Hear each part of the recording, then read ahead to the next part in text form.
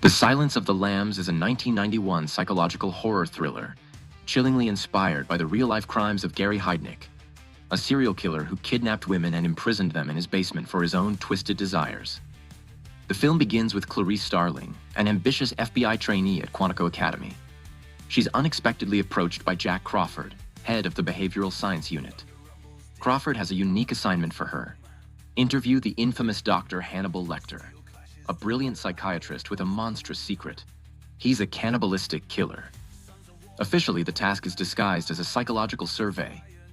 Unofficially, Crawford hopes Lecter's insights will help them catch another active murderer, a serial killer the press has named Buffalo Bill. Bill is terrorizing the country, abducting young women, killing them, and removing their skin. At the Baltimore State Hospital for the Criminally Insane, Starling meets Dr. Frederick Chilton, the arrogant and manipulative director of the facility. After making unwanted advances toward her, Chilton personally escorts her to Lecter's underground cell block. Behind the glass stands Lecter, poised and polite, but with an unsettling presence that immediately sets the tone. He quickly sees through the supposed survey and realizes Crawford's hidden agenda. As Starling leaves, she endures humiliation when another inmate, Miggs, assaults her by flinging semen at her.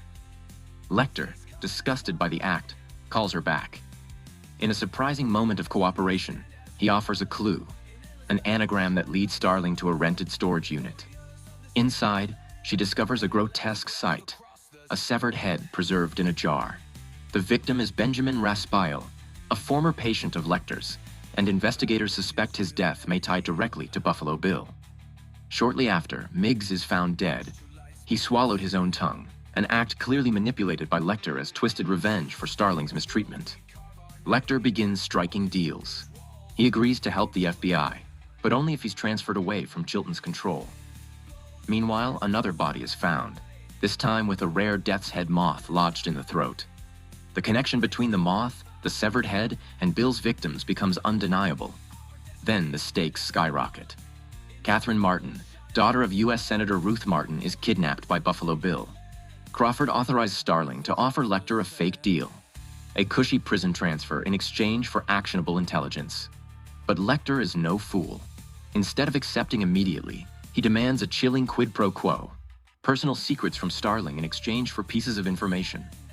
Under his unnerving questioning, she confesses that her father, a police officer, was murdered when she was 10, leaving her haunted by loss. In return, Lecter reveals a disturbing truth. Buffalo Bill is not a true transsexual, but rather a deeply disturbed man who believes he is one, likely rejected from gender reassignment clinics for psychological instability. Unknown to Starling, Chilton secretly records her conversation with Lecter and exposes her deception to the senator. Hungry for glory, he strikes his own deal. Lecter is transferred to Tennessee, where he meets Senator Martin and gives her accurate details of Bill's appearance, but deliberately misleads her with a fake name: Louis Friend. Starling, however, cracks the code. Louis Friend is an anagram for iron sulfide, better known as fool's gold. When she confronts Lecter in his temporary holding cell, he pushes deeper into her psyche. He demands she reveal more of her painful past. Reluctantly, she tells him of her time on a Montana farm, where she tried to save lambs from slaughter but failed. This memory shaped her life. The endless screaming of the lambs still haunts her. Lecter concludes that rescuing Catherine may finally silence those screams. Satisfied with her vulnerability, he returns her the case files. That night, Lecter executes one of the most iconic prison escapes in film history. With a piece of Chilton's stolen pen, he unlocks his restraints, brutally murders 2 guards, and stages a grisly illusion. By cutting off a guard's face and wearing it as a mask, Lecter fools paramedics into believing he is an injured officer, allowing him to escape into the night. Meanwhile, Starling analyzes Lecter's notes and follows her instincts. She realizes that Buffalo Bill's first victim, Frederica Bimmel, was a seamstress. In her home, she discovers sewing patterns identical to the patches of skin cut from Bill's victims. The horrifying truth becomes clear. Bill is crafting a woman's suit out of human flesh.